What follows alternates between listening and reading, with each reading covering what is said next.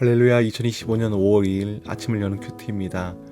오늘 아침을 여는 큐티 본문 말씀은 창세기 41장 14절에서 24절까지 말씀을 함께 우리가 묵상하고자 합니다. 세상에는 겸손에 대한 많은 명언들이 있습니다.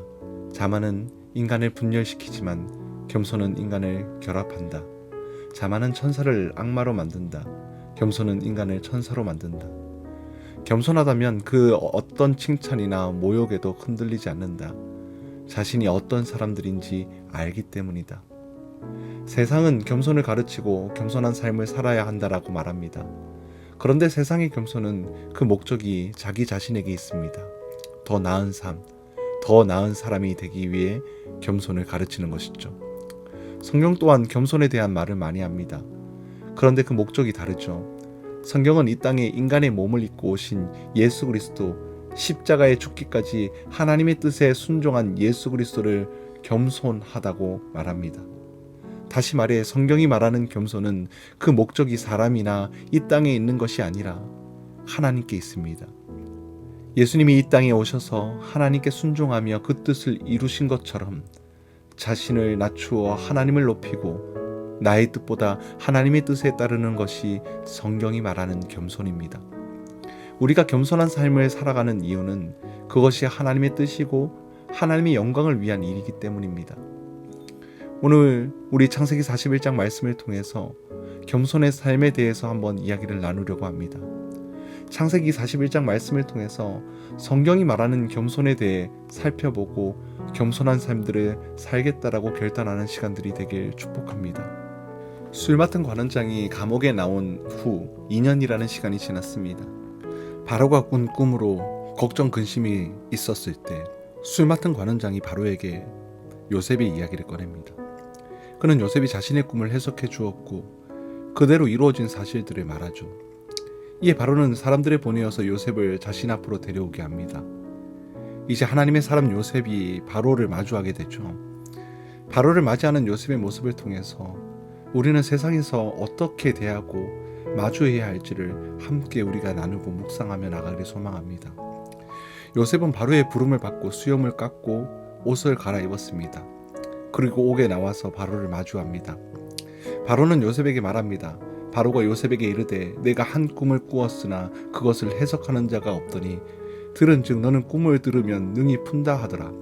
수많은 점술가와 현인들이 바로 꿈을 해석하려고 했지만 그 누구도 꿈을 해석하지 못했습니다. 결국 바로는 감옥에 있는 요셉까지 도움을 구하는 겁니다. 바로는 이전까지 요셉의 존재를 알지 못했습니다. 그러나 그것은 적어도 지금 이 자리에서는 중요한 문제가 아닙니다. 왜냐하면 바로에게 요셉은 자신의 꿈을 해석해 줄 수 있는 마지막 사람이었기 때문입니다. 아니, 유일한 사람이었기 때문입니다. 그리고 요셉의 입장에서는 지금 이 자리에 일생일대의 기회였습니다. 이 자리에서 자신의 능력을 보여준다면 그가 감옥에서 나오는 것은 물론이고 새로운 지위와 신분으로 살아갈 기회도 얻을 것입니다. 요셉은 꿈을 해석하는 능력이 있다는 것을 부정하지 않았습니다. 그 능력이 있기 때문에 지금 요셉이 바로 앞에 서 있게 되는 것은 분명한 것이죠. 그런데 요셉은 바로 앞에 자신의 이름을 말하거나 내세우지 않았습니다. 요셉이 바로에게 대답하여 이르되 내가 아니라 하나님께서 바로에게 편안한 대답을 하시리이다. 내가 아니라 하나님께서. 요셉은 자신의 이름이 아니라 하나님을 높입니다. 자신에게 꿈을 해석하는 능력은 있지만 그 능력은 자신의 것이 아니라는 것입니다. 자신은 하나님이 일하시는 통로일 뿐 그 능력은 하나님께 있다라는 것이죠. 사람은 자신의 이름을 높이려고 합니다. 물론 사람의 성향에 따라서 그 차이는 존재하죠. 그러나 누구도 자신의 이름을 사라지는 것을 원하지는 않습니다. 성공이라는 말과 함께 자신의 이름이 기록되기를 원하죠. 그 누구도 실패의 자리에 자신의 이름을 두고 싶어하는 사람은 없습니다. 그러나 요셉은 달랐습니다. 요셉은 자신의 이름을 드러날 수 있는 작은 빈틈에도 허용하지 않았습니다. 오직 하나님의 이름만 높여드렸던 것이죠. 바로와 요셉의 대화에서 주의 깊게 들을 부분이 이것입니다. 바로는 요셉에게 너는 꿈을 들으면 능히 푼다 하더라 라고 말했습니다. 그렇다면 그 말을 들은 요셉은 어떤 꿈입니까? 라고 하는 질문이 더 자연스러운 것 같습니다. 그러나 요셉은 질문이 아닌 확신을 고백합니다. 내가 아니라 하나님께서 바로에게 편안한 대답을 하리이다. 사랑하는 성도 여러분, 하나님에 대한 확신은 곧 하나님에 대한 겸손입니다. 능력이 나에게 있는 것이 아니라 하나님께 있다고 고백하는 겸손은 곧 하나님은 어떠한 상황 속에서도 하나님의 일을 하신다라는 확신입니다. 요셉은 바로의 꿈이 어떤 꿈인지 묻지 않았습니다. 요셉은 바로의 꿈이 어떤 것인지 모릅니다. 그러나 꿈을 해석하는 분, 요셉에게 그 능력을 주신 하나님은 그 모든 것을 알고 계십니다. 요셉은 겸손히 그리고 확신함으로 하나님의 이름을 높여드립니다. 요셉이 하나님의 이름을 높이는 것은 애굽의 왕이자 세상의 주인이라고 말하는 바로도 해결하지 못하는 문제, 그 문제를 하나님은 해결할 수 있다라고 말하는 것입니다. 애굽의 어떤 뛰어난 지식도 지혜도 하나님의 지혜를 뛰어넘을 수 없습니다. 요셉은 애굽 왕 바로가 아니라 세상의 진짜 주인이신 하나님 앞에 무릎을 꿇은 것이죠.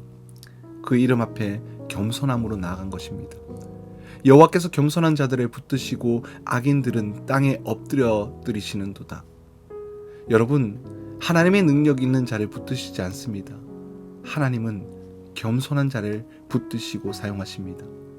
능력은 사람에게 있는 것이 아닙니다. 하나님께 있는 것이죠. 능력을 허락하신 분, 능력의 주인이신 분, 그분 앞에 겸손히 나가는 그 사람을 하나님은 붙드시고 세워주십니다. 그 사람이 바로 요셉이었습니다. 사랑하는 더세움교회 성도 여러분, 요셉과 같이 겸손히 하나님을 높이기를 축복합니다. 한 걸음 더 앞으로 갈수록 그때 잠시 멈춰 나의 자리를 확인하며 늘 주님과 한 걸음 뒤에서 주님을 따르는 삶들을 살아가는 저와 우리 성도님들이 되길 소망합니다. 그리고 바로의 꿈은 그 입장에서 보면 악몽과도 같았습니다. 그는 악몽과도 같은 자신의 꿈을 생생하게 기억했습니다. 보통 꿈을 꾸면 꿈의 내용이 완전히 기억하기가 어렵죠. 내용의 일부를 잊어버리기도 하고 왜곡되어 기억하기도 합니다. 그러나 바로는 자신의 꿈을 마치 몇 번이라도 대강기를 해서 본 것처럼 아주 생생하게 그 꿈을 기억했습니다. 전달에 문제가 있었던 것이 아니었습니다. 바로는 자신의 꿈을 애굽의 전술가와 현인들에게 분명하게 전달을 했습니다. 그러나 그들은 꿈을 해석하지 못했었죠. 결국 바로의 꿈은 꿈꾸게 하신 하나님을 통해서만 그 의미를 알 수 있었던 것입니다.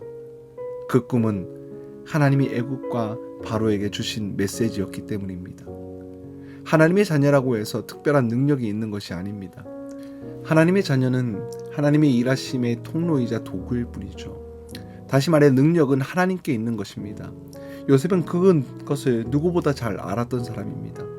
신분의 변화와 출세를 위한 길에 눈앞에 있었지만 자신의 정체성을 지켰고 그 자리를 벗어나지 않았습니다.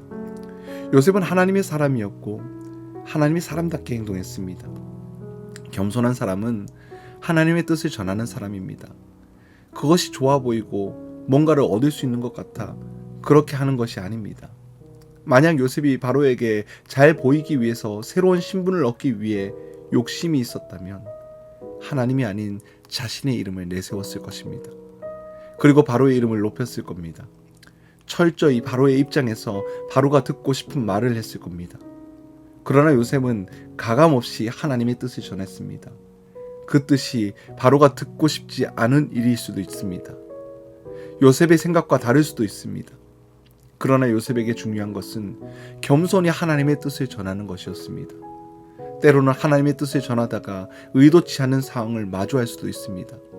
그러나 요셉은 그러한 상황을 걱정하고 염려하는 것이 아니라 어떤 상황에서도 신실하게 일하시는 하나님을 바라보며 하나님의 뜻을 전하기 위해 힘썼습니다.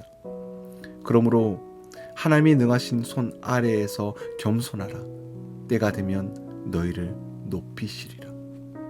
때로는 내가 앞서고 싶은 순간이 분명하게 있을 겁니다. 아니, 사람이라면 늘 그 문제를 마주합니다. 결국 중요한 것은 나와 하나님 사이의 순서, 질서를 세우는 것이죠. 어제까지 옥살이를 하던 요셉이 애굽의 왕 바로 앞에 섰습니다. 지금 자신에게 주어진 상황을 단 한 번에 역전할 수 있는 기회를 잡았습니다. 그러나 그때는 요셉의 때가 아니라 하나님의 때였습니다. 요셉은 자신에게 주어진 기회를 하나님이 어떠한 분인가를 전하는 자리에 만들었습니다. 바로의 꿈을 해석하는 자리는 하나님의 위대하심과 전지전능하심이 선포되는 자리가 되었습니다. 이제 온 땅이 바로의 한계를 두 눈으로 보게 됩니다. 그리고 온 땅이 하나님의 위대하심을 온몸으로 느끼게 됩니다. 그 시작은 겸손이었습니다. 하나님은 겸손한 삶으로 하나님의 뜻을 전한 요셉에게 애굽의 총리라는 자리를 주셨습니다. 그 겸손하라, 때가 되면 너희를 높이시리라. 여러분, 우리는 하나님의 뜻을 전하라고 보냄을 받은 자입니다. 우리의 삶의 기준과 목적은 하나님이십니다. 그리고 삶의 방법은 겸손이죠. 겸손한 삶으로 하나님을 위해 살아가는 삶을 살아갈 때 하나님께서는 우리의 삶을 책임져 주시는 것입니다. 사랑하는 더세운교회 성도 여러분, 그 믿음과 확신으로 살아가기를 축복합니다. 요셉은 자신의 이름을 새길 수 있는 그 순간 자신의 이름이 아니라 하나님의 이름을 새겼음을 기억하십시오. 겸손히 하나님의 이름 앞에서 무릎 꿇고 하나님의 일하심을 기대했습니다. 우리의 삶에 새겨야 하는 이름은 오늘 나의 이름이 아니라 우리는 겸손히 그 이름을 높이고 그 이름의 능력을 전하는 삶들을 살아가야 됩니다.